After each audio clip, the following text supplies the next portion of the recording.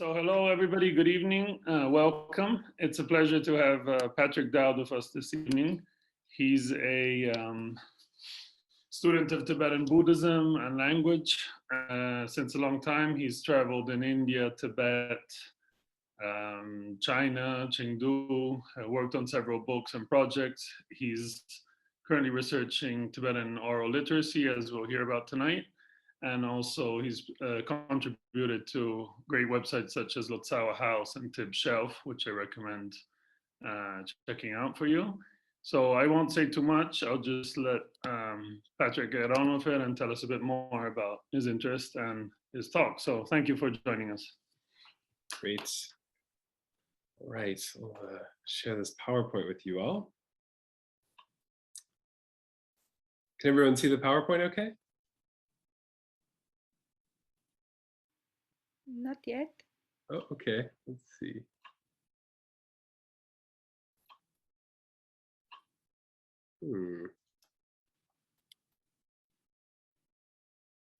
Well, Tsangyang, it doesn't seem to be letting me share the PowerPoint.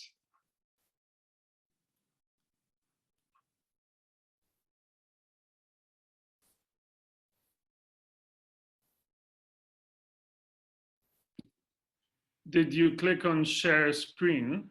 I did, yeah. I'm clicking on. Oh, there we go. Okay, it finally came up. All right. Well, thank you all so much for being here. It's a great honor to be speaking with this series. I mean, some of the Tibetologists I most admire have spoken in this series, so it's a real honor to be able to talk to you all today. And I want to begin with something of an apology, which is to say that I'm not actually a historian of the turn of the 18th century Tibet. I'm an anthropologist by training, and while I care a great deal about having my work be historically grounded, and I use a lot of primary Tibetan sources, I'm not a scholar of this period of history. So I really approached this topic of the Sixth Dalai Lama initially with the aspiration that I would write something of a travelogue cultural history. I was hoping to go to the sites most associated with the Sixth Dalai Lama and talk to contemporary Tibetans about his life story and talk about how he continues to live on to this day in sort of social memory. And then the pandemic happened and that's not been able to happen. So much of this research that I'll be presenting to you all was initially formed as with the idea that it would be kind of the background for this larger book project that I was hoping to write alongside my dissertation research. Nonetheless, I hope I'll be able to share some interesting things with you all today. So I'll begin by just giving you an overview of the presentation. I'll start by giving you a telling of Tsangyang Gyatso's life. And this is based, totally on the shoulders of giants. This isn't original research. I'm relying on Tibetan and non-Tibetan sources to tell you about his life. Then I'll look at 3 interpretations for his rather unconventional conduct. And then we'll move to look at the songs themselves. And then finally, we'll close by thinking about Tsangyang Gyatso's living legacy among contemporary Tibetans. So we'll begin by looking at his life itself. And I've aimed this part of the presentation particularly for those of you who don't have a great deal of background in his life. So I thought it would be appropriate to start with one of his songs. Sula jampet selve, turang kawa pasong. At twilight, I sought out my lover. By morning, a great snow had fallen. There is no question of secrecy, for my footsteps remain in the snow. And so much about the life of the Sixth Dalai Lama, Tsangyang Gyatso, is shrouded in mystery. Attempting to understand his story can feel like tracing these footsteps many days later, after the Lhasa sun has melted away much of the snow. To grasp who he really was can feel as elusive as trying to catch smoke with your bare hands. And perhaps this is exactly why he's such an endlessly fascinating figure. He really does hover on this horizon between history and myth. The boy who would become the Sixth Dalai Lama was born in March 1683 in the far southern Tibetan area of Munyu, in what is now the Tawang region of India's Arunachal Pradesh. The title and position he inherited were impossibly large, evidenced by the fact that his birthplace had only come under Tibetan rule a few years earlier, through a 1680 edict issued by the 5th Dalai Lama, Ngawang Lobsang Gyatso. Still referred to by Tibetans as the Great Fifth, he was a rare combination of prolific scholar, visionary spiritual leader, and formidable politician, Commanding the ferocious military power of his Mongol disciple Bushri Khan, the fifth Dalai Lama is credited with ending centuries of civil war and uniting the whole of Tibet for the first time since the 9th century collapse of the Tibetan Empire. The Ganden Pochang government he established, named after the Dalai Lama's residence in Drepung Monastery, endured for more than 3 centuries as the supreme source of political and spiritual authority throughout Tibet. The fifth Dalai Lama consciously harkened back to the Tibetan Empire when he initiated the construction of the Potala Palace, which was built amid the ruins of the fortress of Songtsen Gampo, Tibet's first Buddhist king. When the Great Fifth died in 1682, the newly unified Tibet faced a potential catastrophe, with fears that his absence would revise Tibet's sectarian wars or provide warring Mongol tribes, some loyal to Manchu China's Kangxi emperor, an opportunity to assume power. Responsibility for handling this potentially disastrous situation fell to the fifth Dalai Lama's regent, or Desi, Tsangyang Gyatso, a man who had only held the position for 3 years. Brilliant, but barely 30 years old, the regent now found himself the most powerful man in Tibet, acutely aware of the fragility of his nation's newly won political stability. A savant of both the secular and spiritual, Tsangyang Gyatso was, in the words of Michael Aris, the most accomplished lay scholar Tibet ever produced. To this day, his treatises on medicine and astrology remain core to curricula in Tibetan institutions within Tibet and the diaspora. And his writings also cover topics as diverse as poetics and grammar to history and politics. Beyond his scholarly pursuits, Lhasa locals admired his talents in playing the piwang, the Tibetan lute, and his incredible skill as an archer. Reportedly, no one in Lhasa has ever been able to shoot an arrow as far as he did. He was also known as a faultless administrator. Permanent seats were reserved for him at every public office due to his habit of turning up unexpectedly to check on his government administration. He had 2 official wives, but according to the Tibetan historian Sepon Shakapa, of the noble ladies of Lhasa and those who came from the provinces, there was not a single one whom the regent did not take to bed. This may well be an exaggeration, but there is consensus that the Desi was a master of secrecy to accomplish his aims. There are numerous stories that he wore disguises while visiting the many drinking shops and other public places in Lhasa to gather opinion on his administration. The disguises were necessary as he had a distinctively flat head, which earned him the epithet Desi Golep, or the flat-headed regent. In one such story, the Desi asks Dokdo, one of the, let's say, less scholastic monks of the Gelug order, for his opinion about the Tibetan government. And in reply, the Dokdo told the disguised Desi, "My business is drinking the chang I hide under my bed. All other business is the Desi Goleps." Chang is Tibetan wine. Historians debate whether his motivation was to protect his own power, to ensure the successful completion of the Potala, to preserve Tibet's integrity, or some combination of the above, but in any case, the Desi undertook the most audacious act of deception in Tibetan history, concealing the Dalai Lama's death for an astounding 15 years. With the exception of only a handful of close attendants, the regent told the world that the Great Fifth was on an extended meditation retreat and was not to be disturbed.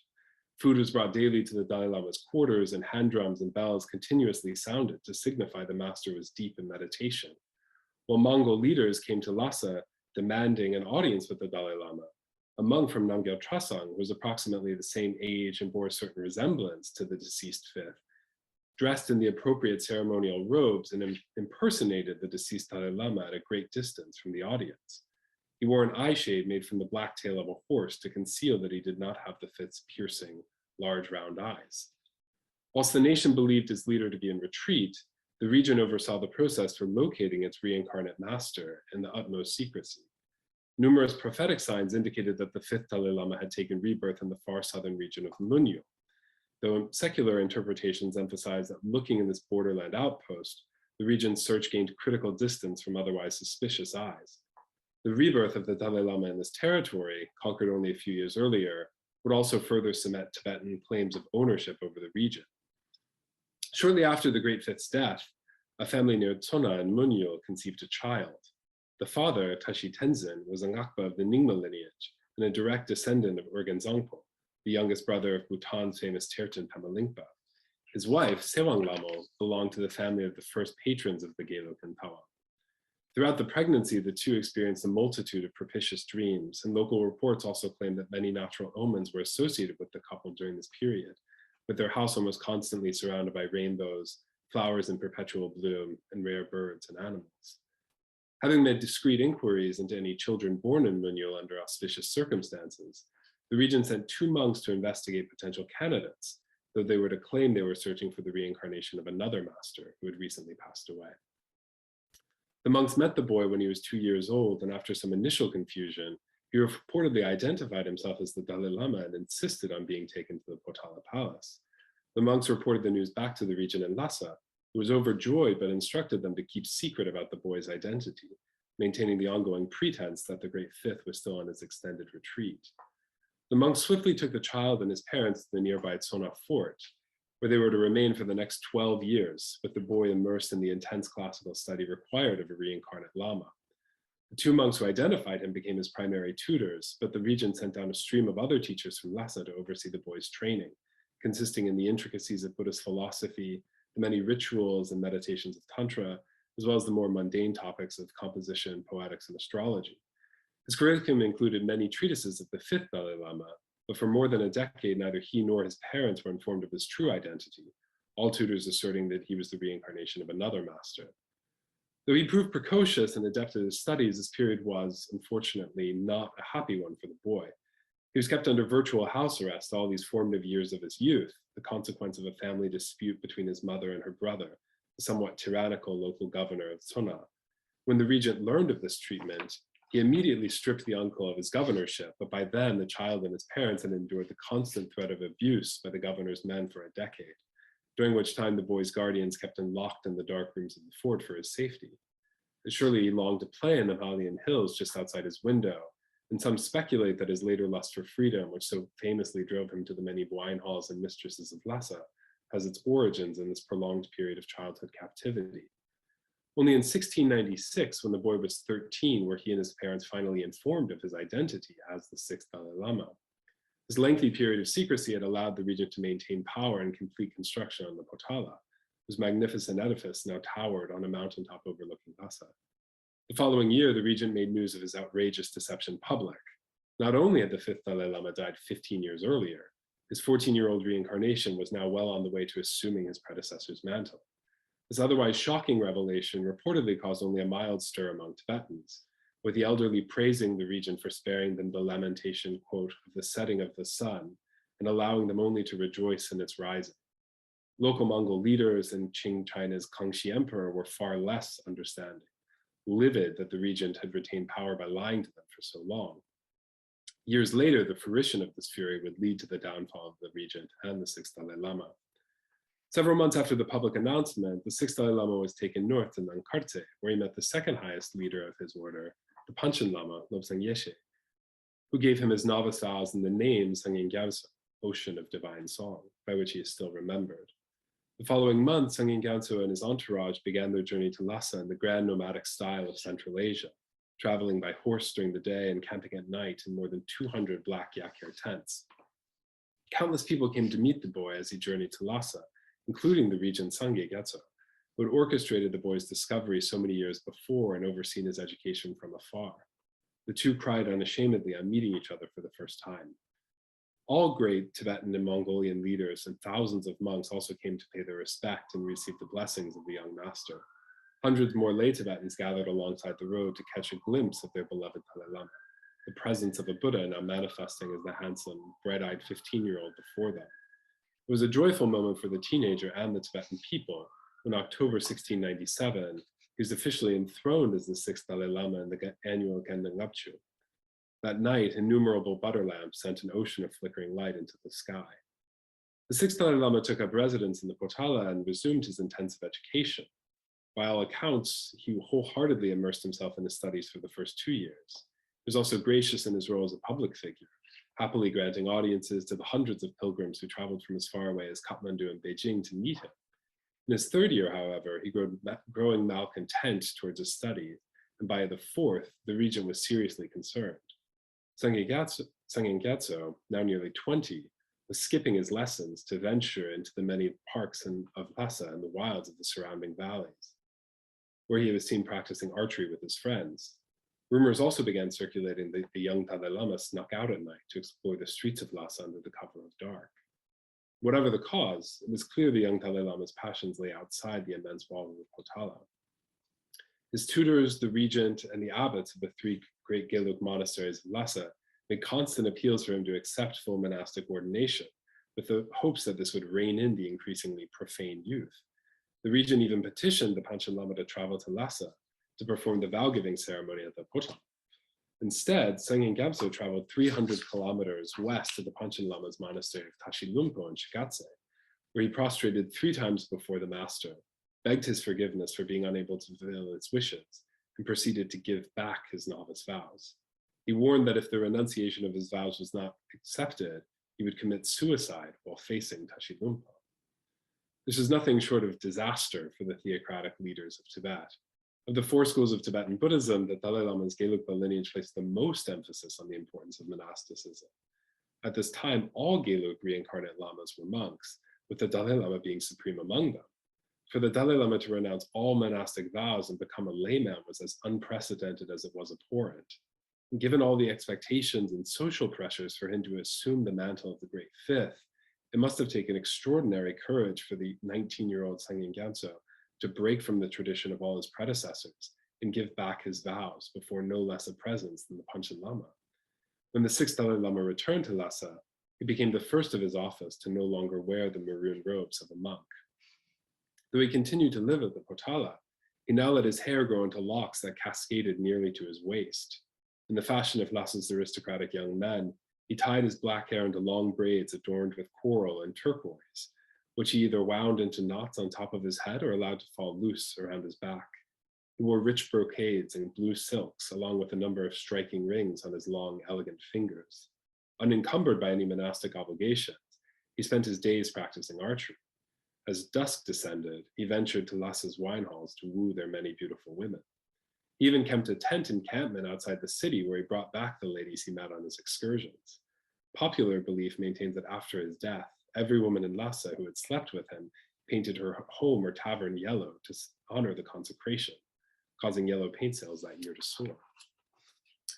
This is also the period in which he's most associated with the composition of his songs. Lelung Jedong Lobsang Chinle recorded meeting the Dalai Lama at a village outside of Lhasa. He noted that while the young men of his entourage were outrageously drunk, many incapable of even standing, the Dalai Lama himself seemed quite unaffected by the huge quantities of alcohol he drank. He sat composing poetic songs, which he would then sing out into the chaos surrounding him. Some of the examples include Gompe lame shere, gila chargyumitu, magom jampe shere, gila wale wale. Even while meditating, my Lama's face does not appear in my mind. Without meditation, my lover's face shines with perfect clarity. Sempa dila dodo, dampe chula china, sechik luchik nila, sange topandugo. My mind went to the holy Dharma as it always goes to my beloved. In this life, in this very body, surely I would attain Buddhahood. Unfortunately, unlike the good ladies of Lhasa, Tibet's powerful were not charmed by the lay Tsangyang Gyatso. Having already infuriated the Mongol chieftain Lazan Khan with his deception about the death of the fifth, the regent was now held responsible for having produced a libertine poet rather than a scholar monk as Tibet's supreme spiritual and temporal leader. To make matters worse for the regent, Lazan Khan forged a closer alliance with Qing China's Gongxi Emperor, a union that could jeopardize Tibetan sovereignty. The regent recognized he could no longer effectively govern in the 6th Dalai Lama's name and sought a surreptitious alliance with the rival Mongol tribe.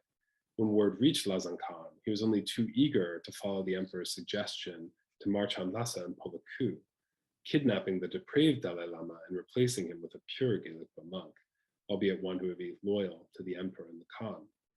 Lazan Khan was ruthless. He had become his people's chieftain by murdering his own older brother, and he was also smart. He knew that the 6 outrageous behavior had actually endeared him to ordinary Tibetans. To create the necessary spiritual cover for deposing the beloved Dalai Lama, he met with the abbots of the leading Gelugpa monasteries who, whether from fear of the Khan or disillusionment with the 6th, signed a statement asserting that the spirit of enlightenment, Chongchu Pitsem, no longer dwelled in the Dalai Lama. With religious justification secured, Lazan Khan's warriors charged the Potala, seized the 6th, and took him to a Mongol encampment outside of Lhasa. Popular legend describes one of Tsangyang Gyatso's most famous poems to this period of captivity.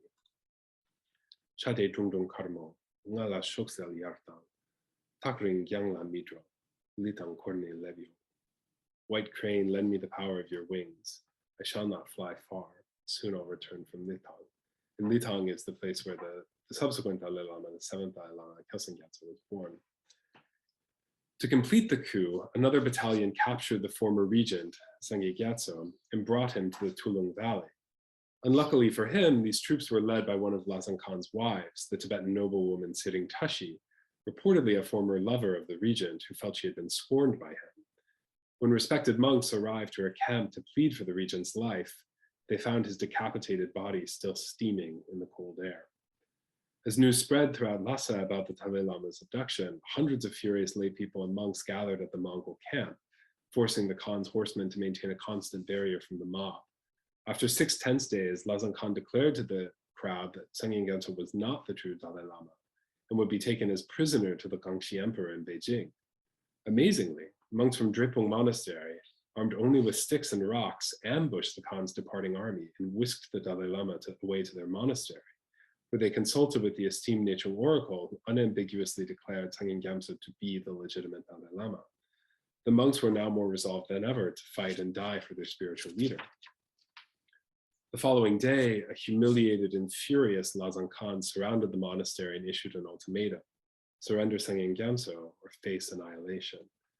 Historically, such Mongol ultimatums meant submission would be met with leniency, but battle would result in the gruesome death of everyone on the losing side. The sixth, realizing the certain horror awaiting the monks, surrendered himself to spare their lives. His few devoted friends who refused to allow him to surrender on his own were murdered where they stood. Such heroism stands as an extremely strong refutation of the idea that he was merely a selfish, hedonistic libertine. Though he was unable to live as a monk, his final decision as the Dalai Lama was the selfless act of courage. Many secular historians argue that Tsangyang Gyatso died en route to the Kangxi Emperor in November 1706 on the banks of Kunganor Lake, just south of the Great Qinghai Lake, or Tsongwonpo, in present-day Qinghai province. He'd grown sick on the journey, likely due to the punishing pace maintained by the Mongols, who were wary of another Tibetan ambush.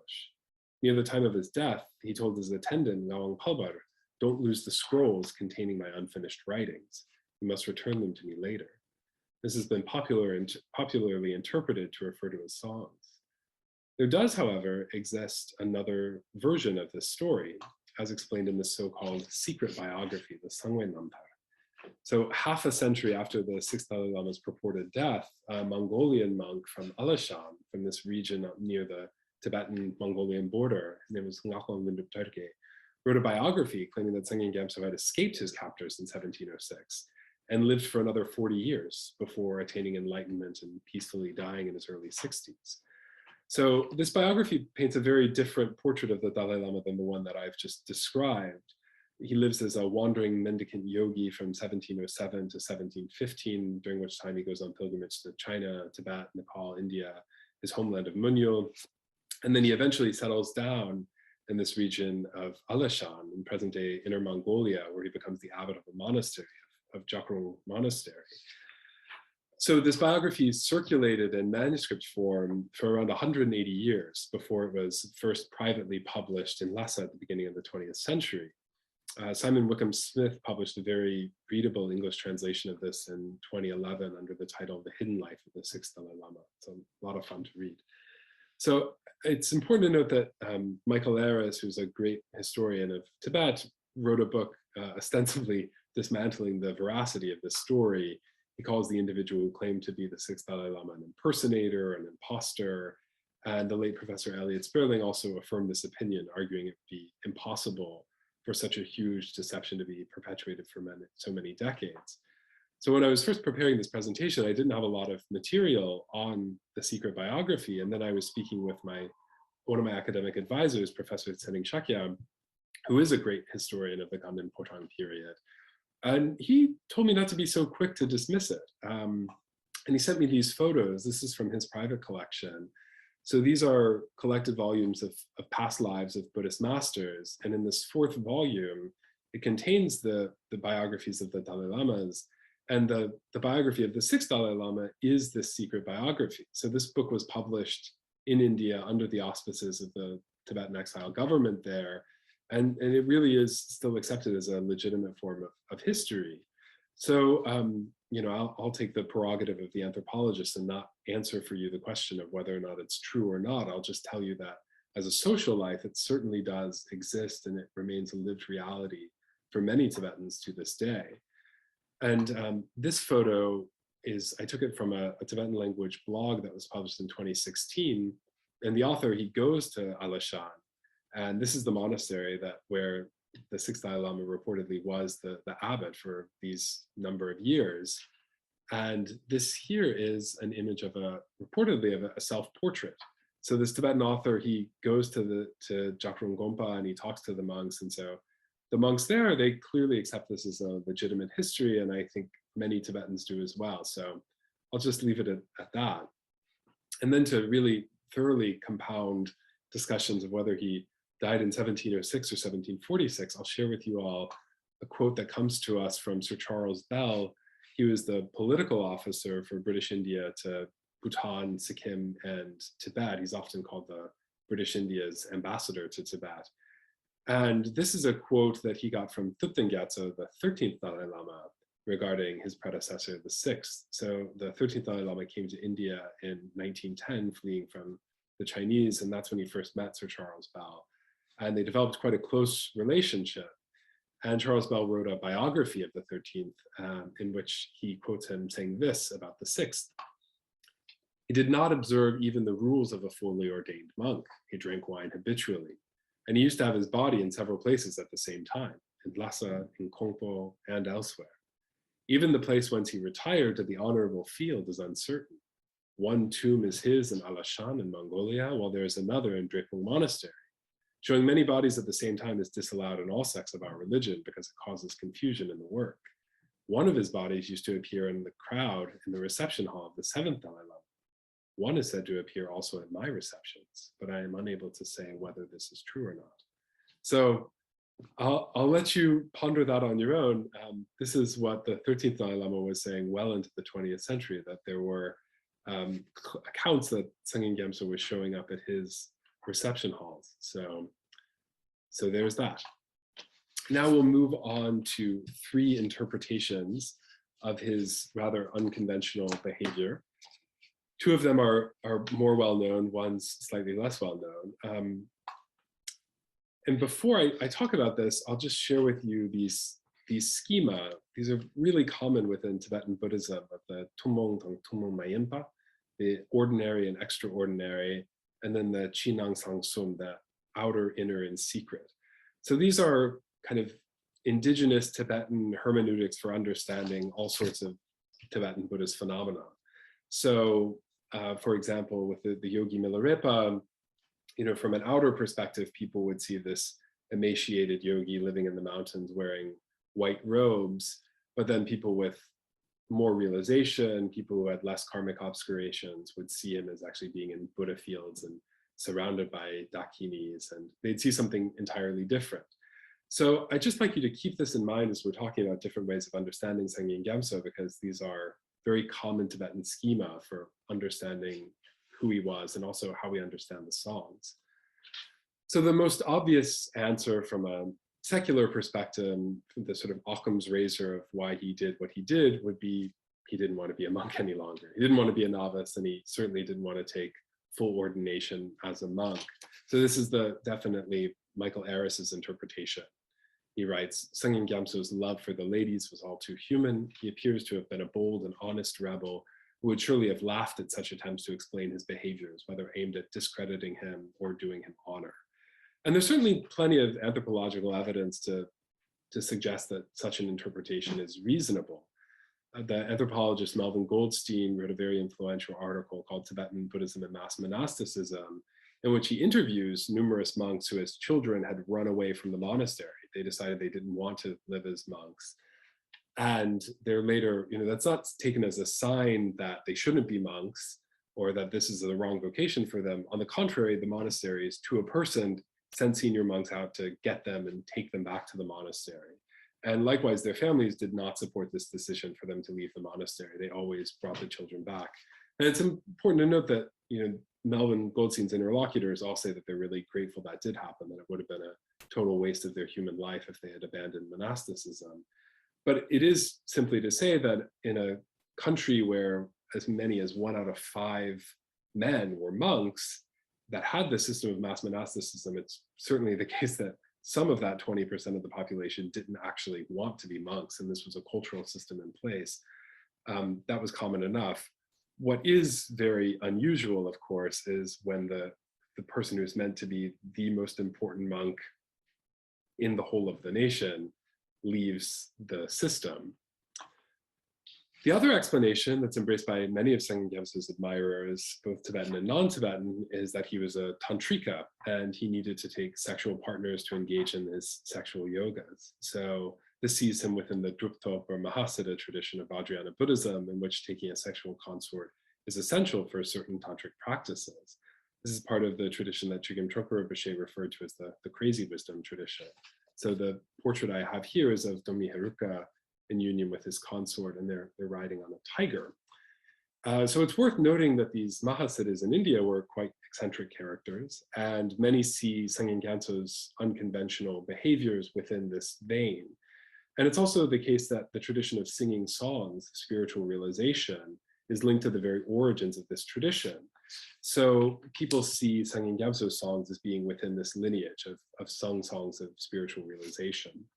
There's a very prominent Lama and scholar and professor of Tibetan literature named Alak Dorshi, and he's actually written a book in which he analyzes all of Tsangyang Gyatso's songs through this framework of secret mantra. And then there is, of course, his family heritage.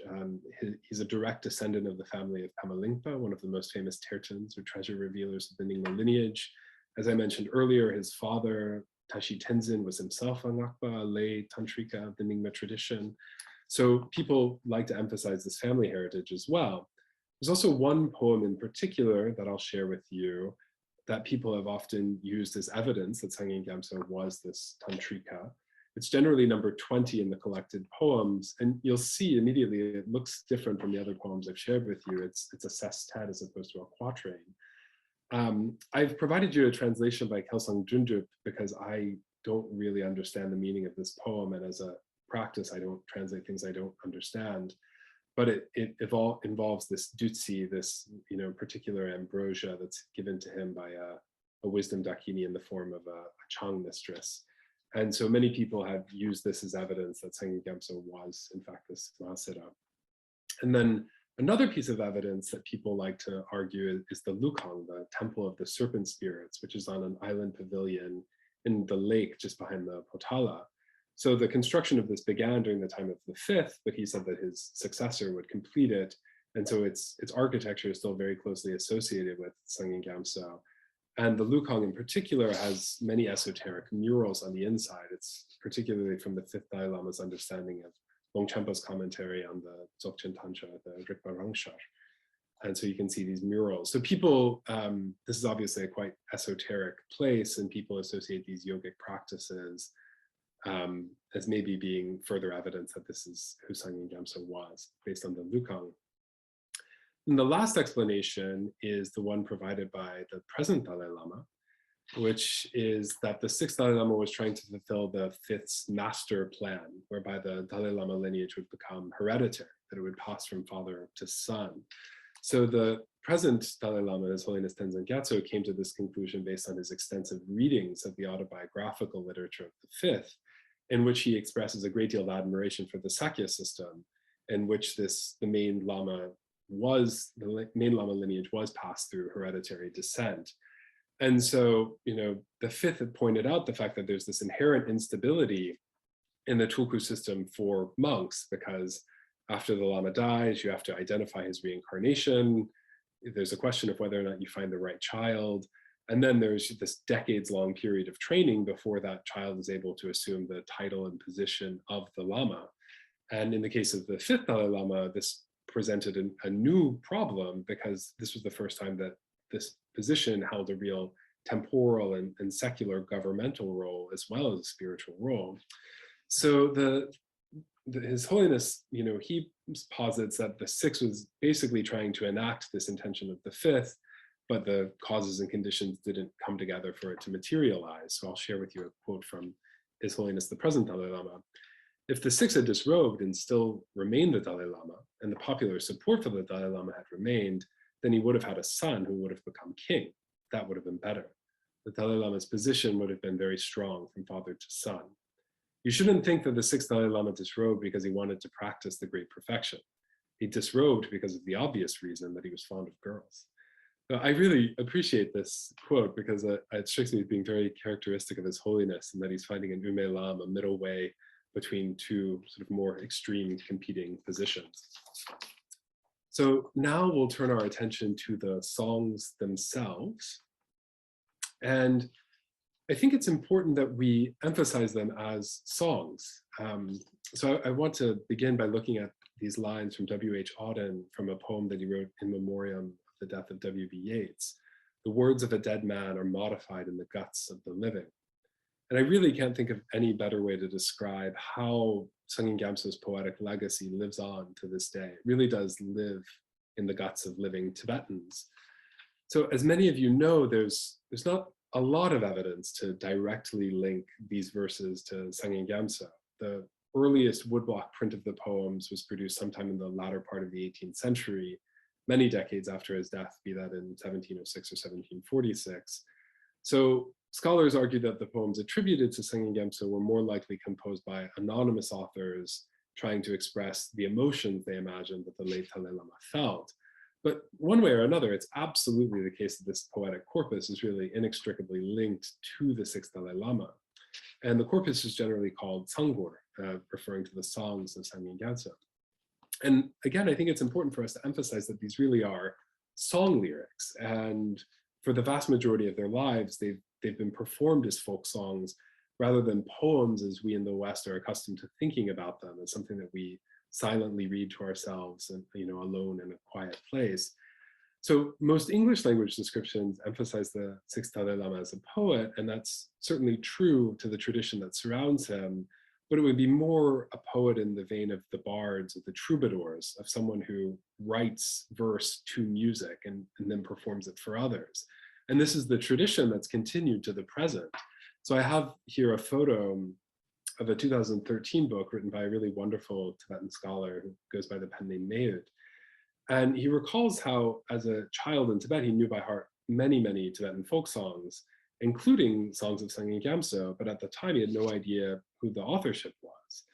And he only later heard that they were called Tsanggor, referring to Tsangyang Gyatso's songs, but he didn't know who the song was. And so it was only later that he learned that Tsangyang Gyatso was their author.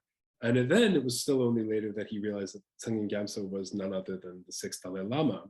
So Dowd's account really shows that these songs have this life of their own that's in some ways quite discrete from the author, and that these songs continue to be carried on the voices of Tibetans to this day.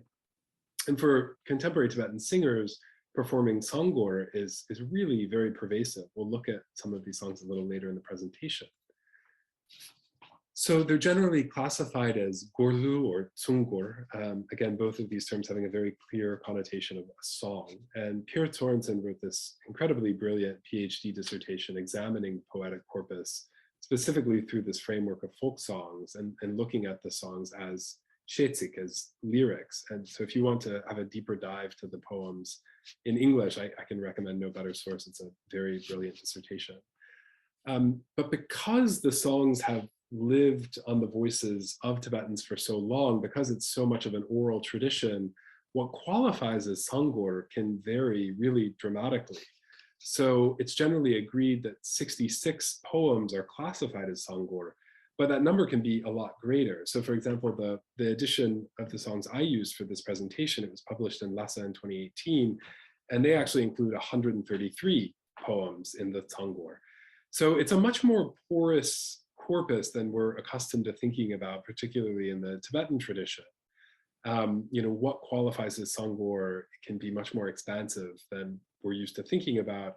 And I think, again, that's because for all these years, they've primarily lived on the voices of folk singers. So the songs are generally written in 6-syllable quatrains with a trochaic meter. And just to give you all a brief overview of that, a trochaic meter is composed of trochees. So that's a stressed syllable followed by an unstressed syllable. Very common English words would include garden, highway, poet. The word trochee is also a trochaic word.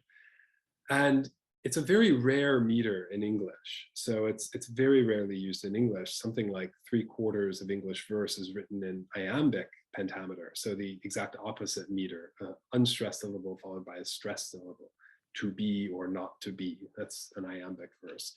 So in English, the trochaic meter can sound a little bit off. It sounds maybe a little bit off-putting to English ears. And I think it's because it's so rare in our own poetic tradition. So for example, in Macbeth, the witches say double, double, toil and trouble, fire, burn, and cauldron, bubble. And then Edgar Allan Poe's poem, The Raven, the entire poem is written in a trochaic meter. So, and the raven never flitting, still is sitting on the pallid bust of Pallas just above my chamber door. So I'm being a bit over the top for pedagogical reasons. When you read a poem, it's not quite so emphasized. And when you hear a poem, it's generally not too. But I say this just to note that the way a trochaic meter sounds a little bit off to English readers, it sounds incredibly natural to Tibetan readers.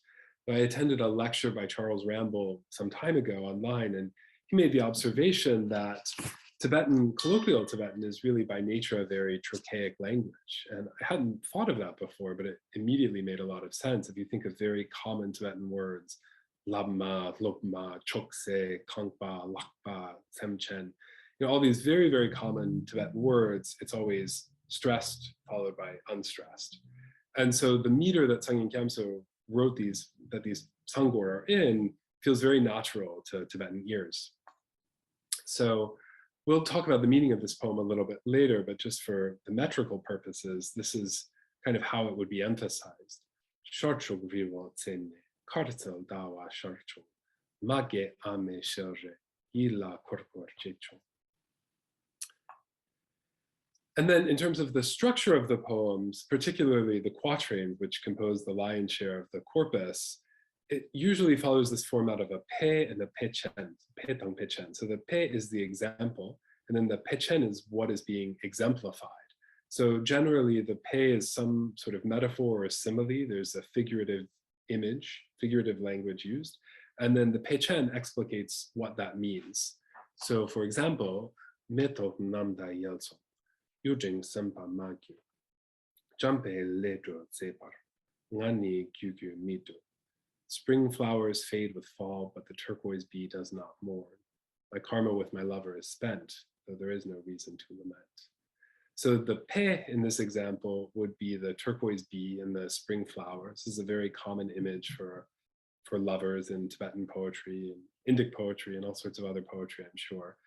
And then what it's explaining is the relationship between the speaker and his lover. So he's saying that, just as the turquoise bee is not mourning over the loss of the spring flowers, when the karma is expelled, as it expires between himself and his lover, there's no reason to mourn. But then to get back to this inner reading, and again, there always is this inner reading because of the ambiguity of who Tsangyang Gyatso is, people do also read this in a very Buddhist context as well. I remember when I first read these poems, with a Gelugpa monk, he emphasized that this was really an exhortation to practice, that this is talking about impermanence, and that you really have to practice because of all phenomena being impermanent. It's a real spurn to practice right now. So both of these interpretations sort of exist side by side. You have this carpe diem, gather ye rosebuds while ye may, kind of more secular interpretation, and then this interpretation that looks more towards a spiritual understanding. Another very popular poem, Tibet yige nakchong, chutang tikpe jiksong, mati semki rimo, sukyang zukyumidu. Drops of water and rain destroy letters written in ink. The unwritten images on the heart, however much rubbed, cannot be erased. So one interpretation I read of this poem comes from Trailing Wangdur, who's this really very, very brilliant Tibetan scholar who offered a translation of these poems. And he said it actually refers to the practice of arranged marriage. He was speculating that Tsangyang Gyatso was in love with this woman, and then she had an arranged marriage to someone else. And so the letters that can be destroyed written in ink refer to this sort of marriage certificate, this certification of this marriage, and that can be destroyed. That's impermanent there's nothing of substance there, but then this love between them, that which is unwritten on the heart, that's what remains. So that's a sort of secular interpretation of the songs. And then again, in this more spiritual understanding, the Lama I initially studied these with was emphasizing how, you shouldn't rely on these outer aids to practice, like books. You really have to internalize the teachings. It's not enough to just rely on these yige nakchung. You can't rely on these little black letters. You have to really internalize the teaching. So that's a way that these poems are read in a more spiritual context. And then I'll close this part of the talk by talking about this most famous of poems that I read for you all earlier. This is always the poem that opens the collection. It's probably the most famous of all of them. Above the eastern mountain peak, the moon rises radiant and white. The smiling face of Makiyama circles around and around my heart. So again, that Pei Chen format, the example is this radiant moon, this bright white radiant moon above the eastern mountains. And then it's exemplifying the smiling face of Makiyama, which is a notoriously difficult phrase to translate. Per Sorensen offers at least 3 possible interpretations of it. And then there's many more on top of that. So it literally means something like the unborn mother. Makiyama is the non-born mother. But its interpretation ranges dramatically. Per Sorensen offers these kind of love poem interpretations of it. But I've also heard it referred to as the understanding of Madhyamakan philosophy, as Uma philosophy, where this very kind of esoteric Mahayana Buddhist philosophy, where all phenomena is unborn, unchanging, unceasing, and that Tsangyang Gyatso is speaking from his realization of this to refer to the unborn mother. I've heard other people say that was looking ahead to when he would be reborn as Tsangyang Gyatso, and so the 7th Dalai Lama, so he was seeing the face of his future mother, and at that point she hadn't given birth yet, so she was the non-birth mother. So there's a lot of different interpretations, and I've just done the lazy thing and left it as it is.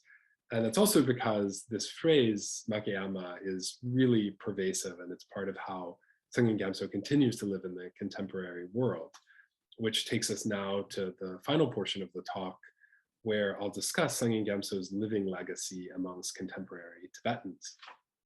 So I'll start that by showing you these images of Makiyama.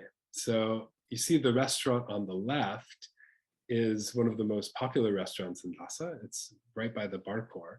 The proprietor is a guy from Ngawa named Tserang Wangchen. He used to be a Tibetan language radio broadcaster, and he eventually bought this restaurant. And you can see that it's painted yellow. And the story is that this building predates the time of the 6th Dalai Lama, and that it was painted yellow because this is one of the places where he had his rendezvous with his ladies. So the yellow, you'll remember earlier in the story that all the places where he supposedly consecrated the building were painted yellow. So that's the attribution for this yellow building in Lhasa. And it subsequently became this wildly popular restaurant chain all throughout China, actually. So the image that you see there on the right is from the Makiyama in Beijing, which is kind of a high-scale restaurant. So there's branches in Kunming, in Xining, a couple in Beijing. It's this very popular restaurant, and it all takes its name from Makiyama, this first poem. And so I'd like to share with you all some contemporary renditions of how these songs are still sung, in keeping with the title of the presentation. And this is from the Makiyama folk art troupe.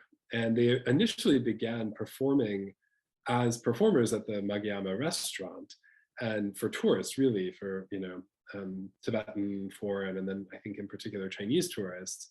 And then they were so popular, they recorded this album, and the album is all Tsangyang Gyatso's songs, and it's become incredibly popular in China. I mean, many, many people listen to this album. So I thought I would share with you all just a bit of one of the songs.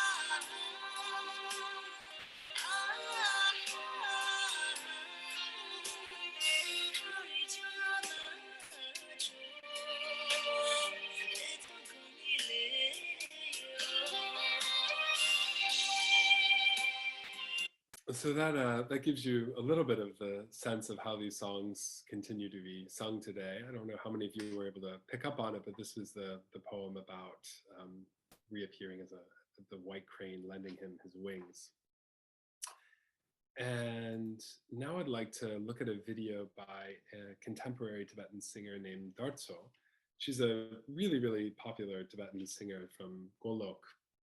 And I wanted to share with you all her rendition of the songs, in part because even though Tsangyang Gyatso is seen as Central Asia's most famous playboy, his songs are actually very popular among women as well, and women singers very often perform his songs. So Gyatso she's something of a Tibetan rock star. I mean, she's this very, very popular contemporary singer, and she sings his songs as well. It's very standard for contemporary Tibetan rock stars to sing Tsangyang Gyatso songs as well. So I thought we'd watch a little bit of her singing too.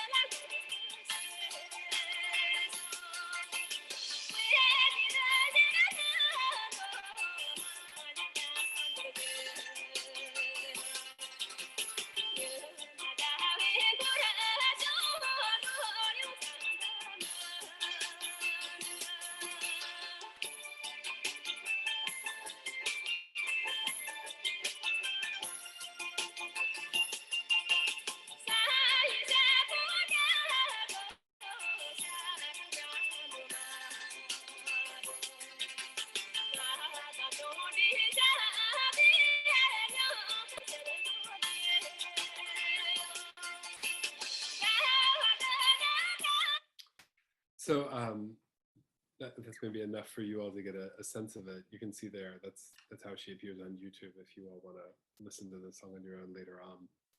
But what I like about this video is it really seamlessly incorporates, her being on the grasslands, her being beside these beautiful lakes in Tibet, and then her being at the monastery as well.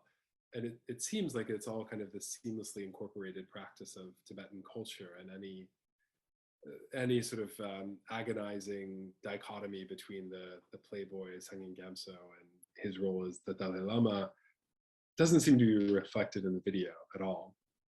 And then I'll share with you all just one more singer. And this is a guy named Kunjuk Tsetin. He's from Sweden. And he's also another very popular contemporary Tibetan singer. So I'll share with you all a video of him performing some of the Tanggor.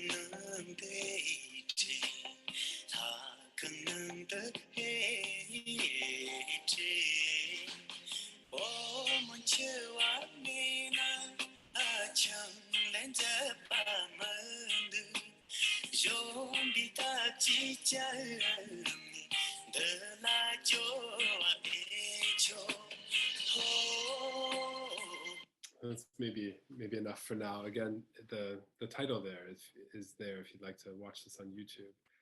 And one of the reasons I've included this rendition, well, firstly, I'm just impressed by the heroic amount of soda he drinks at the beginning of this video. I don't know if you noticed, but it looks like he drinks like 8 cans of soda.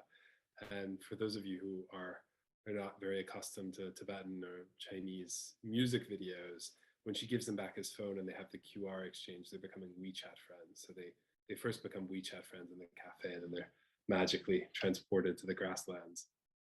But another reason why I included this song, these songs, is that the second song he sings, I've actually not seen in any edition of the Tsangyang that I've looked at before.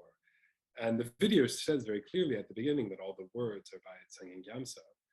And yet I've never seen that song before. And it's also true for some of the wording of the other songs in this video. I've actually never seen them before. So it really does show you the degree to which this is a quite open, kind of porous canon of what's included in Tsangyang and what's not. And like the video with Dartso, what I appreciate about this is there's, you see him going to the monastery with his lady. They're both paying respect at the door of the monastery. And there doesn't seem to be any kind of agonizing over like, oh, was Tsangyang Gyatso this libertine poet, or was he this great religious figure? That agony that you read about a lot in the English language literature about Tsangyang Gyatso, this sort of Augustinian, flesh versus spirit, really doesn't seem to be conveyed in the videos at all. So with that, I'll take us to just the concluding thoughts, which is namely that maybe this dichotomy that we often see presented in the English language material about Tsangyang Gyatso isn't so salient. The more I read about Tsangyang Gyatso in Tibetan, and particularly the more conversations I have with Tibetans about him, the less these poles of the heartsick libertine poet on one side and this fully enlightened crazy wisdom yogi on the other seem mutually exclusive. What seemed very contradictory about these identities in the English language materials doesn't seem to find the same reflection in the Tibetan perceptions about Tsangyang Gyatso. So I'll share with you all some comments by Karmalekshye Tsomo, who is both an American academic and an ordained nun in the Tibetan Buddhist tradition. And this is from a review article she wrote. She wrote a review of a recent translation of the songs, but it was amongst the most insightful things I've read in English about Tsangyang Gyatso. So I thought I would share this with you now. If a bodhisattva is able to emanate multiple forms out of compassion, it is also possible for a bodhisattva to manifest in the form of a person who drinks and has sex with women and still be an emanation of compassion, at least in the eyes of Tibetans. Beings like Avalokiteshvara, a bodhisattva who embodies the compassion of all the Buddhas, have the ability to manifest in different forms in different contexts to help liberate beings from suffering. This demonstrates their power to transform themselves in accordance with circumstances, sometimes in mysterious ways. The fact that a person is a tulku does not mean that such a person is necessarily above faults or harm. These flaws may be teachings in themselves. Even though he deviated from the expected normative behavior of a Dalai Lama, he is respected up to today, perhaps especially because of his human failings. So at some point in my research about Tsangyang Gyatso, I had this image come to mind of a single beam of light refracted through a crystal and then turning into many different colors. So we can emphasize the red or the green or the purple or the blue, but ultimately they all come from the same source. And that somehow seems to me to be a really good metaphor for the Tibetan impression of Tsangyang Gyatso. It seems much more integrated and much less of a tendency to bifurcate into these fractured polarities or identities. And so I'd like to conclude the presentation by sharing with you all a poem written by a contemporary Tibetan poet. This is from the website Chime, which is one of the leading literary Tibetan websites. And I think it shows the way in which Tsangyang Gyatso is really a much more unified entity in Tibetan understandings than he is sometimes in the English literature. So this is a poem by a gentleman named Pola from Latok in eastern Tibet. So I'll read my translation of it for you all now. Over there is a destitute great lord, none other than Tsangyang Gyatso. Half his body is said to be a monk, while the other half is said to be a layman. But whatever nonsense these people say, how could it be called trustworthy? The illustrious, elegant goddess Yangchenma dwells atop a lotus throne at your throat, sending spontaneous songs raining down whose attributes are utterly inconceivable. As you dwell within your magnificent castle, hundreds of thousands of the faithful prostrate while tears of longing stream down their cheeks. Of course, you're the Lama of Lamas. As you roam about the city alleyways, you wounded the hearts of a multitude of maidens. You were struck with gossip about being a vagabond, but whatever their accusations, you never wallowed. You were a man at the highest pinnacle of manliness, with courage to rival even the vastness of the sky.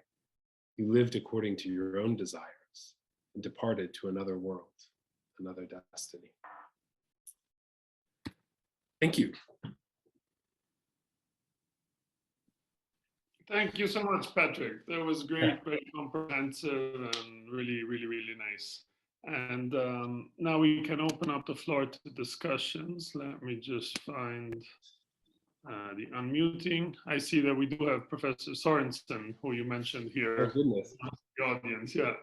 And also a group of poetry, so I'm sure we'll have a great discussion. Let me just figure out how to unmute everybody. I forget all these buttons on here.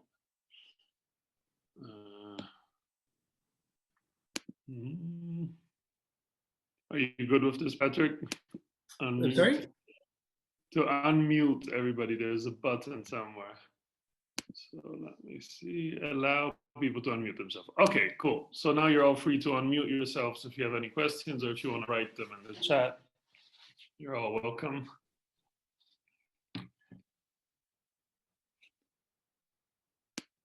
And congratulations on your translation of one of the poems. I believe you translated quite a few of them that we read, correct? I saw translation and stuff, etc. Yeah, really nice translations as well. Thank you. Do we? There, I hear somebody unmute themselves. I have a few questions. Can you hear me? Hi. Yes. Hello, I'm calling from a hotel in Firenze. I don't have my books here, but I didn't want to miss this paper. Thank you to Patrick. As you was nice to mention, I wrote a book 32 years ago, my dissertation. I've been intensively studying Sixth Dalai Lama, and basically it's been incorporated into the Tibetan folk song tradition. These are popular songs. I have a few points to your paper.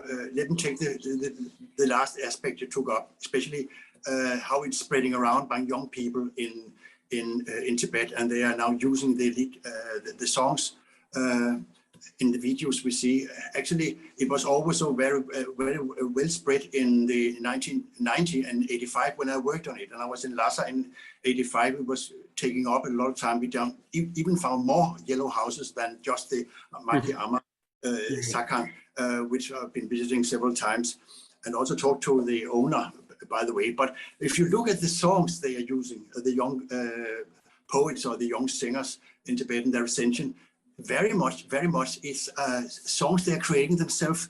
You don't find them in the core collection at all. And these songs are permuted all the time. For instance, you look at the first song about the Shatriva Sene, this one is actually from the second Dalai Lama. The topic is same from, you probably know that, right, from the second Dalai Lama. And other cases, I found reading a lot of poems from earlier Dalai Lamas, there are not that many. And you will see some influences from taking by Sixth Dalai Lama. My question is, aside from the 20s, the mysterious song from Tsari of the Dakoshere, we do not know whether he was ever singing any esoteric songs, any tactic esoteric practice. We do not know. and the Lukhang behind Tsangyang Lukhang, it's actually Pema Lingpa. It is a Drukpa tradition. And I cannot imagine that Sixth Dalai Lama himself with that. He didn't even speak properly Tibetan. And why I was hesitating to identify that he's actually the author is that if you also look at the collection of 450 I got in China or in Tibet in 85 by Wang Yao, actually, it is coming from Shoka, from South Tibet. And they are the same, very plain, very folk literary songs. Typically for this kind of oral tradition you find, and you see the Sixth Dalai Lama also. My hesitation when I wrote my dissertation was that it was not written by him. It was not written by him. It was ascribed to him. And I couldn't make up my mind. And this is one of the questions I have to you, whether you really think it is genuinely from the Sixth Dalai Lama. We know from Lelung that he was singing, drinking, have a good time, merriment. But did he know Tibetan enough? He was living in Nakatse with his mother. He came up quite late, and of course he was not tailored to be a god king among the Tibetans after his enthronement. And of course he started to live his own life. And that is surely true. We have to believe this. But my question is, are these songs really from the Sixth Dalai Lama? I cannot make up my mind myself. This is the first major question I have. Sorry. Well, first of all, I'm just so honored to see you here, Professor Sorensen. Yes. I mean, a bit terrified, but so honored. As I mentioned in my presentation, your work is so prodigious. I have your printed dissertation on my. Okay, I can send you an extra copy. I have 20 copies. If anyone wants it, I have 20 copies, free copies. If anyone wants well, then I'll speak to you after the talk. And I don't know if you heard me at the beginning. I'll sort of weasel my way out of this by saying I'm an anthropologist. So I played that card early on, which is to say I'm really interested in sort of the social life of these songs and how Tsangyang Gyatso is perceived by Tibetans to this day. And so I originally started doing work on this project with the aspiration that it would kind of happen alongside my own dissertation research, which is related but discrete. I'm an anthropologist, and I'm working on an ethnography of the contemporary religious life of the Tibetan language. So how Tibetan lives sort of in Buddhist worlds. And I originally conceived of this project as I would go on something of a literary pilgrimage to the places associated with the Sixth Dalai Lama and speak with contemporary Tibetans of their understanding of him and his songs. And so that's allowed me to totally circumvent your very important question of, did he really write them or not? I really don't know. As you know better than anyone else in the room, I'm sure, the evidence to directly link him to the authorship is incredibly scant. So my interest is more in how Tsangyang Gyatso's songs continue to live in contemporary social worlds within the Tibetan sphere. And so the fact that Tibetans continue to sing these songs ascribed to him and that they identify so strongly with him, I think is very meaningful. And that's kind of my interest as an anthropologist. So the historical question, people like yourself are much better qualified to answer than I am. What they do with the young people now, his singularity of being a rebel is actually inspiring people. So they are looking down the lane of history, and they're looking for heroes. And there are few around. Milarepa is the standard form, but Sixth Dalai Lama, only because he's mysterious, we do not know much about him. Right. Was he poisoned on his way to Alashan or what? So this is probably one of the reasons for the invention of him as a hero, as a cultural hero we have. And this is for the popularity. Again, I'm not sure those young Tibetans, they are aware of, they accept it per se. It's from him. And they don't discuss it. You can also see some of the poems are wrongly written down. But it's important, of course, that it's kept alive. I should say, still sung. It's definitely still sung. And even in 1990, when I wrote my PhD, it was still very popular in Dharamsala and in Tibet also.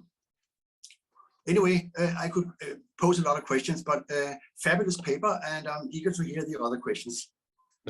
Thank you very much, Professor Sorensen. Well, I'm so grateful you were here. Yeah, pleasure.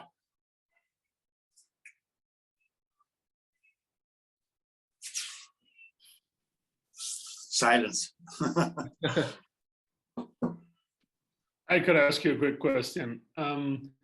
I remember in contemporary Tibetan songs, I can't remember the title of the song or anything, but there's some sort of hidden references sometimes to the Panchen Lama, who's been, you know, sort of mysteriously abducted, we can say, and about the disappearing sun or moon. I can't remember exactly what it was saying. And probably this current Dalai Lama, there's certain references to the Potala Palace, of returning to the Potala, etc. So I'm wondering how much it's been turned, how much this Sixth Dalai Lama is still quoted in contemporary songs with a sort of political way. Has it been politicized, this romantic figure as well? Or is it more just the sort of nostalgia of the old days, or has it been sort of shifted for some more contemporary, if there is such a thing happening? I really don't know, but just curious about that. Well, I think, you know, to echo what Professor Sorensen said, I think it's certainly the case that Tibetan young people look at him as a type of hero, and he's kind of this rebel hero. And there's maybe not so many figures like him that they can draw on. So I think that's probably one of the sources of the enduring fascination with him, and the fact that he was so unconventional. You know, in terms of the political valence to that, it's a good question. I don't know. I think certainly contemporary Tibetan singers would be very cryptic about that for obvious political reasons, as to if there was any sort of political valence to their understanding.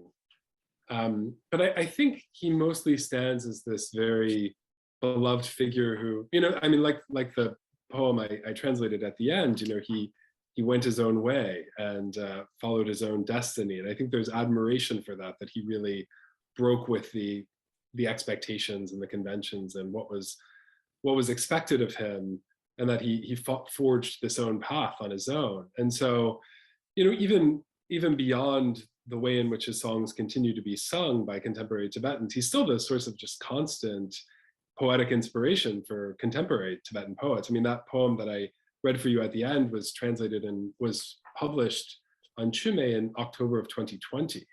And I mean, there's like lots and lots of Tibetan poems published about Tsangyang Gyatso. He remains he's kind of this muse for contemporary Tibetan poets still, I think. You know, how much that is or is not political, I don't really feel qualified to say. But it's certainly the case that people love this sort of rebel spirit, I think, that he had, and love that he went his own way. And I think that's something that continues to be a source of a great deal of admiration amongst contemporary Tibetan poets. Hi. My question is similar. It seems to me in the general vast global poetics from ancient times to the present that there is a kind of coded quality to poetry as opposed to prose. And I know that in many spiritual masters wrote in kind of formulaic, I mean, very kind of elaborate Sanskrit formulaic rules. But I began to notice with young Tibetans that I would meet in New York and through Namkhai Norbu's Sangha that who took a great interest in these songs or folk songs. In fact, his first historical paper when he came to the West was on Tibetan folk songs. And it became apparent to me that this coding, whether you want to call it political or not, there was a kind of free verse coding that was beyond formulaic. And that was very exciting to hear that as a Westerner. And I know that, you know, there's issues why one couldn't say it was political, but once you have, I mean, what is a poet in all cultures? You know, a poet says what nobody else can say. So I think that when you listen to contemporary songs, there are different layers much the same that would have been at the time of the Sixth Dalai Lama. And whether it was part of a folk tradition, probably, but still, as you mentioned, and by the way, thank you, this was just a brilliant presentation. As you mentioned, how many centuries later are, I mean, that's are sort of resonating with his work, the rebel, as you say. So I know that with Tibetan poets in several decades have transformed the language to be more free in terms of expressing themselves. So anyway, I think this is a very exciting bringing together the ancient tradition with contemporary, more free expression. Well, thank you. Thanks very much for your comments. I appreciate that. And as I noted in my presentation, I think for anybody who wants to really understand the poems, I can recommend no greater source than Professor Sorensen's book. I mean, it's the kind of thing that makes me as a PhD student feel like, oh, well, why bother? You know, it's a very brilliant work. And I really came to this project and my own interest in the Sixth Dalai Lama with the aspirations of writing something like a literary nonfiction travel book. And that's still my aspiration. It's just I'm waiting for the world to cooperate and let me do that. But I'm really interested in his lived social reality and how that continues to exist today than I am in being I'm not a philologist. I read Tibetan okay, but I'm not a philologist. I defer to people like Professor Sorensen to give us the etymologies of these words and explain the really rich traditions from which they come. But I am fascinated by the way in which it continues to live in this contemporary world. So thank you for your comments. Well, thank you. It was a great talk. Two small points. Can I intervene? Sure. First of all, Namkenobu, he worked with Tucci in 55 Right. for years, and he actually, as you probably know, Tucci was very interested in folk songs, and he published this folk song from Gyatso. You probably know that, which is not quite similar to Sixth Dalai Lama, but that's another question. And you took it up, Patrick, about in Mongolia, Alashan area, the temple incarnations of the Tsangyang Gyatso and Sixth Dalai Lama. This is interesting. It's based on this mysterious secret biography of the Sixth Dalai Lama, of the imposter or not, definitely probably imposter. I'm not quite sure about it. And all this stuff about sexual behavior, which has been written by many Tibetans, and even 14th and 13th Dalai Lama are mentioning it. This is something, in my opinion, which causes me some headache. I can't really find any ground for that. If you're looking back, when were those poems written down? First published in the late 17th century, and we do not exactly know. We know of the core part of 62, 64, 68, and even now you said 150, and I found this text with 350, which is much more closer to the core part, which makes, and they are definitely written about him. And again, coming back to the question of authenticity, I am quite sure that there were poems about his mysterious life. He did not fit in to his role, his social role of being a high Lama, and for that reason, the collection of 400 songs, which is in my book, actually, you've probably seen it, they were spread, this I'm quite sure of, were spread about Ashelamu people who were performing. So there were songs about him, probably troops moving around singing about him, because he passed away mysteriously, probably was poisoned on his way to Alashan. So there was a lot of ground for stories about him, and that probably accounts for a lot of his popularity and the widespread popularity you find even up to date. This is based on the unfortunate fate or that happened to him, that he was not able to survive, only a young man. I am not quite sure whether he spoke Tibetan. Mm. They came from Mönju. They did not speak Tibetan down there. Mm-hmm. Anyway, it's fabulous topic, and I'm so happy someone will take it up again. It has been quite silent, but actually the songs, the core part was translated into 30 languages. Wow. So it's been quite popular, actually. Right. I believe Dylan has his hand up. Who? Dylan Essler has a hand up. Thank you very much for this fascinating talk. My question was about the mystery surrounding his death and the time of death. Does this question pose any problems for the later succession of the Dalai Lamas? And if so, how is that resolved?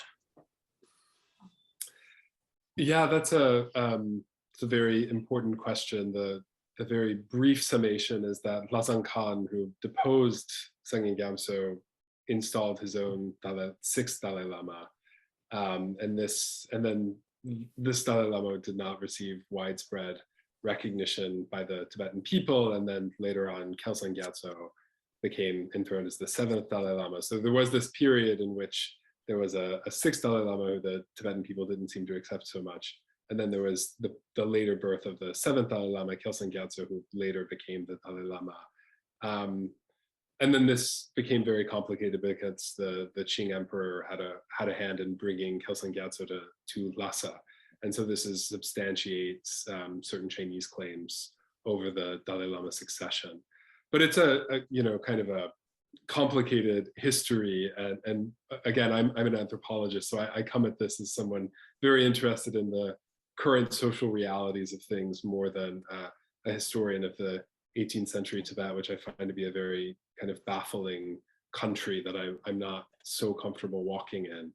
But that's kind of a very brief summation of, I think, the question that you're asking. Thank you. Thank you so much.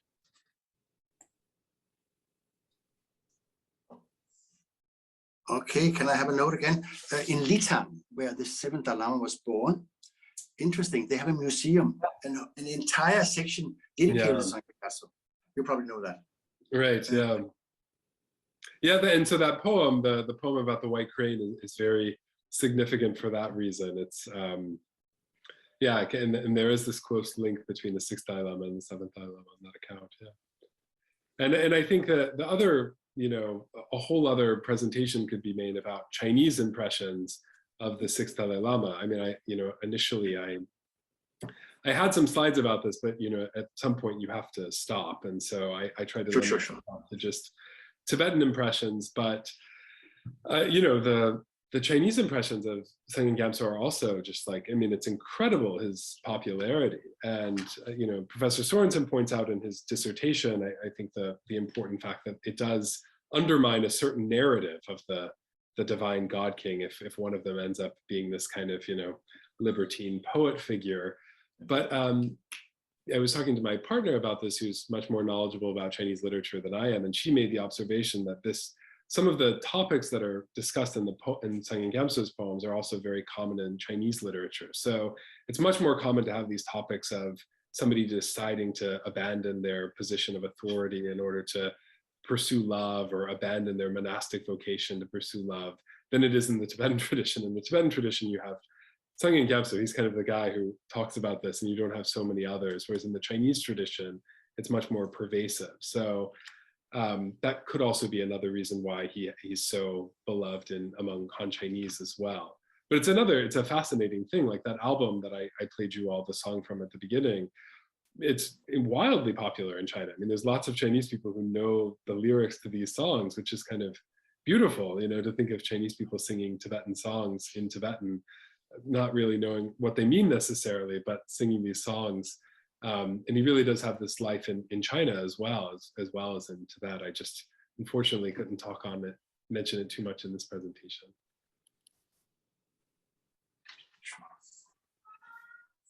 I have a question for you, Patrick, or potentially also for Professor Sorensen. I'm just wondering, the few poems I know all tend to be more about sort of beauty and love and Buddhist messages, etc. I'm wondering if he voiced his sort of discontent and a certain sense of his position and his yearning for freedom and liberty. Was there any friction between him? I mean, Tsangyang Gyatso, having done this whole thing of masking the death of the fifth Dalai Lama for so many years and keeping him to then suddenly have, I know there was some friction between them, I seem to remember, between the Desi and the sixth Dalai Lama. So I'm wondering if in his poetry there was ever any sort of picking at the government, at the system, let's say, at the whole ecclesiastical system. I don't seem to remember any poems like that, but maybe there are. This is my question. That's certainly a strong interpretation of the poems that Professor Sorensen talks about in his dissertation. So I'll hand over the mic to him. That's been a long-standing understanding of many of them. Yes.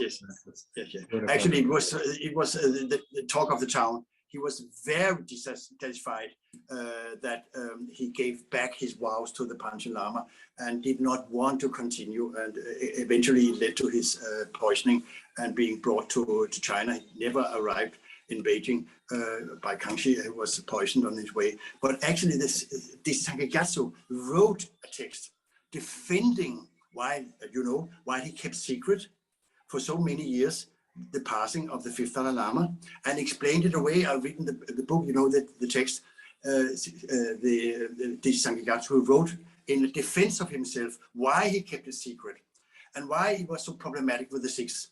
This was the reason, because the text, we have it in 107-folio book, wonderful story about Gerupa and the history of continuation, the manifestation of Avalokiteshvara in different forms, protea and garbs.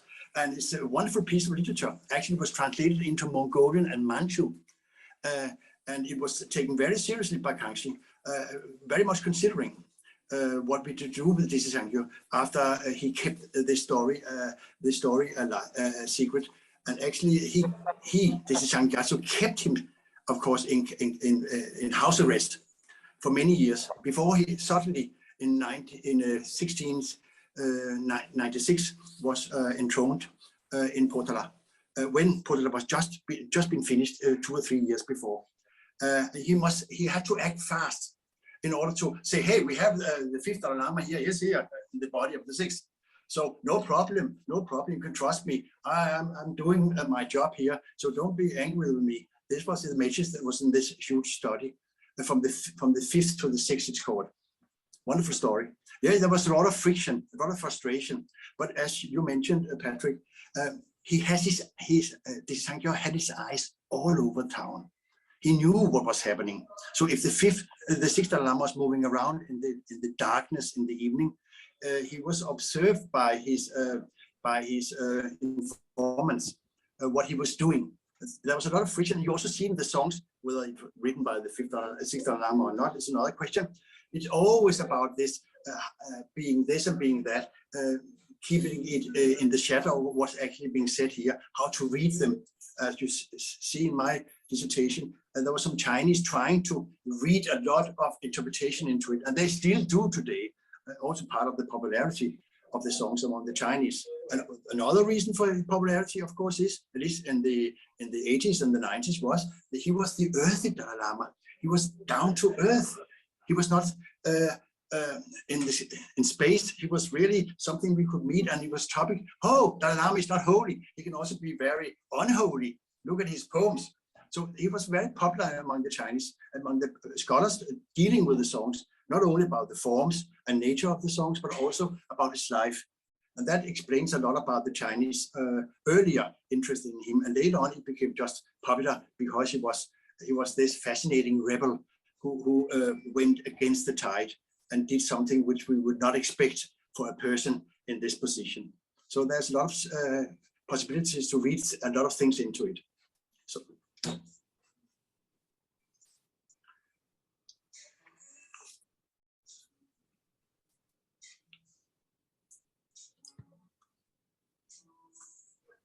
Patrick, when we are finished, I will give you my Skype name, and when you have time, I'm not really into the anthropological social history about it. I stick to philology.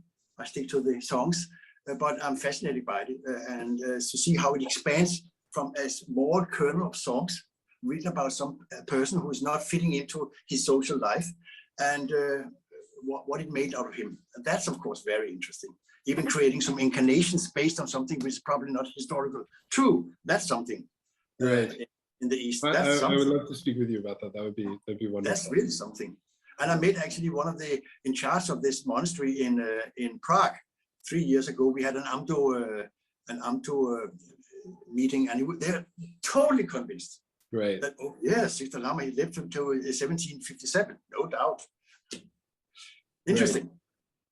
Right. Well, as I mentioned in my presentation, I hadn't mentioned too much about this Tsangyang Gyatso, the secret biography, and then when I spoke with Professor Tsangyang about this, one of my PhD supervisors, he said, for a social history, it's absolutely critical to include this. That whatever historians may or may not I'm sure about the secret biography, that for people in Alishan in particular, for Mongolians and for Tibetans, I mean, it's just true. And I showed those photos from Gensering's own book, from his own library, and there it is. When it comes to the official story of who was the Sixth Dalai Lama, they use the secret biography. They don't use another biography. So it is the case that as a social reality, it certainly continues. Yeah, and the publication in Shakya's his volumes that is incorporated into between the 5th and the 7th and the 6th. Of course, you should actually take the Tsangyang Gyatso's biography of the Sixth Dalai Lama, which is actually the official. Right. Just to put it lightly, but in that book, you don't find very much. It's very about official etiquette, how to behave, who did you meet, and all this. There's nothing controversial in that sense. But right. I expect to find the diary of the major domo of the Sixth Dalai Lama. It might probably be in the library of Potala. Right. I will give my left hand to get that one. Yeah, that would be quite the document. I believe, I apologize. I guess Toria has raised her hand. I don't have a view of all the people, so I apologize. Okay. Oh, well, Patrick, thank you so much. It's wonderful, and particularly wonderful to meet Per Sorensen, whose work I've been sort of really respecting a very great deal. And I've been, for so many years, reading everything I possibly can about the Sixth Dalai Lama. And I'm also a Dzogchen practitioner. Well, am I? But, I mean, I'm passionate about Tibetan spiritual path and spiritual teachings. And so I'm sort of forming my own, from everything I've read, and kind of forming my own kind of sensitive appreciation about Tsangyang Gyatso. And just before I start waffling on, just quickly say I was able to meet with the present Dalai Lama at a private audience many years ago to talk about Tsangyang Gyatso. And he said that he had tremendous sympathy for him, that he was a man of great energy, and that the regent hadn't fulfilled the kind of promise that this Sixth Dalai Lama would be allowed more freedom. And regarding the secret biography, it seems that he did believe it. And he said, he said, when I read it, I cry, because of the sympathy he had for Tsangyang Gyatso. And so that's just, and they also said, he and his secretary said that the regent had an incestuous relationship with one of his daughters. I've never heard that from anybody else. That's quite interesting. But presumably the regent had so many illegitimate children, perhaps he just didn't realize some of them were his daughters. I don't know. But then also I wondered, Patrick, if you had read this lovely book, The Illuminating Mirror. Have you got that? I don't have that particular edition, but yeah, I'm familiar with the book. Mm-hmm. Oh, I see. Yeah. And of course, it's in honor of your wonderful guest here, Per Sorensen. And there's some wonderful entries by Franz Karl Erhard that gives further glimpses that I've never come across about the Sixth Dalai Lama, and a really quite a charming story. And so have you had a chance to read through that? And Patrick? I have had a chance to read through it. Yeah, Yes. Someone was kind enough to give me some PDFs of that. So Yes, yeah. because that gives a really human, and it kind of shows that he was a practitioner to me. You know, I don't think he was, that there's a, I believe he's English, certainly a British scholar who translated songs of sadness, no, songs of love, poems of sadness. Right. But Paul Williams. Paul Williams. And I was very sad that he just dismissed Tsangyang Gyatso as a sex addict. And I think that's failing. I mean, I think you're right. I mean, I think Tsangyang Gyatso, everybody will have their own, according to their natures, they'll have their own belief and vision of who Tsangyang Gyatso was. But I found that so limited, because I do, and I know Namkhai Nobu had respect for him, and I see no difficulty in seeing him as being this passionate rebel, longing for his freedom. I mean, he was so appallingly treated as a child, and in Sona Zong, and where he sort of languished since the age of 2 up to the age of 14 when he went to Nankatse. And so I think he did have real love affairs. You know, I know that people feel they have to say, oh, he was a Mahasiddha, so he was doing these tantric practices. But I think within the human condition, we all have our spiritual awareness that it is waking up in all of us. And I feel that Tsangyang Gyatso did love his lovers, and they taught him something that they taught him what love was. And I mean, I'm probably, Per, you're probably thinking I'm being frightfully romantic because you don't believe that he wrote those poems. But why was love ascribed to him? And so oh yeah, actually just one question for you, a couple of questions, Patrick. This thing about the tent, I've read about the tent, that he had this tent where he took his ladies. But I've only heard that in America, I think in American. I wonder where your source for the tent is, because I can see that the Lukang would have been very, very special place for him to take his lady lovers to. But the tent, where is the source of that story of the tent? You know, to be honest, I looked at a whole host of sources to put this together, and I can't remember off the top of my head. I think it might have been in Samban Shek's book, his book Tibet, a History. Yes, it might also have been in this book by Mayut, this contemporary Tibetan book.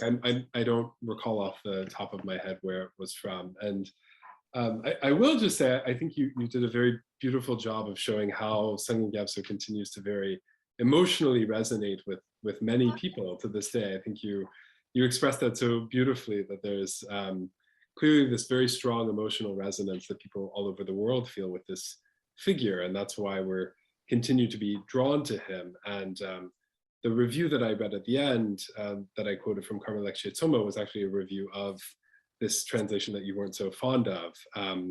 So she also, I think, shares your opinion that we don't necessarily have to disregard to draw these strict dichotomies.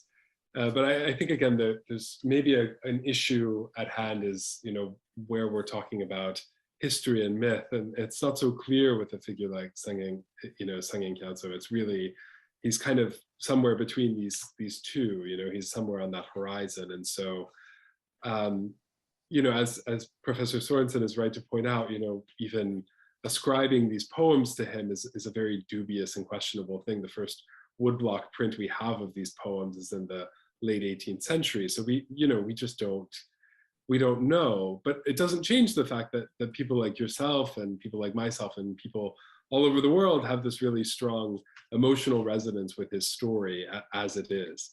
So I think you did a very beautiful job expressing that.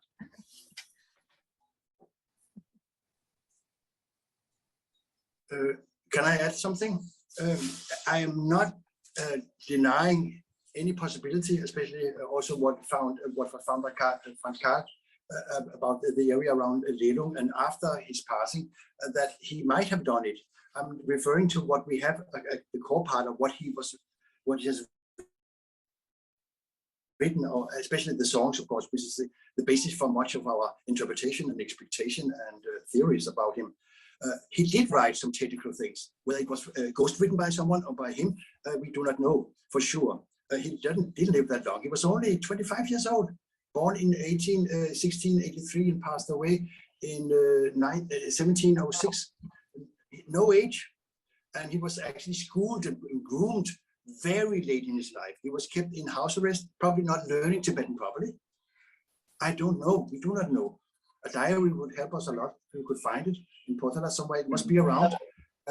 But beyond that, I'm not saying that he did not write esoteric stuff.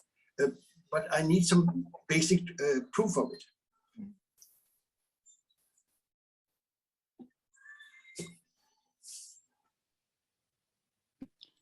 Okay, thank you, everybody.